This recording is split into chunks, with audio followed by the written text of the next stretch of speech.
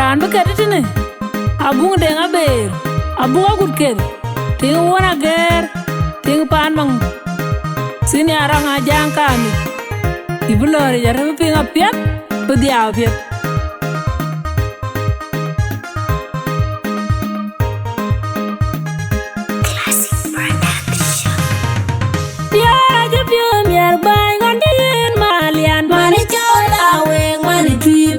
Mane milga manyak ma ber maj Mai manyanga ja kwai ga yang da pen buku da michinge di ku video da Raja pio miar bai ngondin malian Mane chola weng mane triben Mane milga manyak ma ber maj Mai manyanga ja kwai ga yang da pen buku da michinge di ku video da Raja pio miar bai ngondin malian Mane chola weng mane triben Mane milga manyak ma ber maj Mai manyanga ja kwai ga yang da pen buku da michinge di ku video da Tanyo tuny mamer Kwaya cholo kwek bay kwa denga garangare Jandier ke bike dion wo yer tunyar yar be Lenga me tinga bandi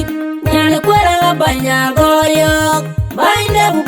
bul magay mamor cholion Mani cholo budyanga ner bupe trilon Kipya tanyo tuny mamer Kwaya cholo kwek bay kwa denga garangare Jandier ke bike dion wo yer tunyar yar be Lenga me bandit nyana kwera banya goyok bainda bul magay mamor cholion mani cholo budyanga ne bupe trilon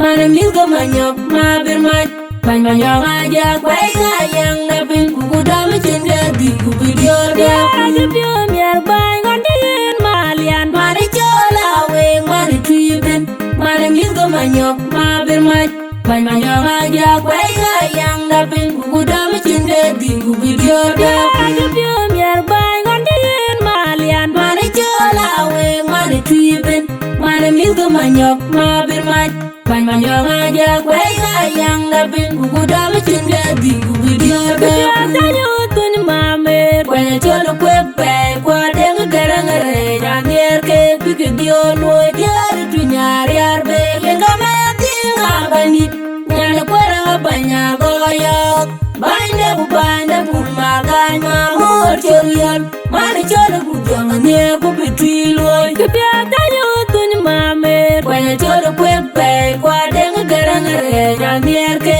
bike dion wo yer tunyar yar be Lenga me tinga bandit Nyana kwera banya goyok Bainda bul magay mamor cholion Mani cholo budyanga ne bupe trilon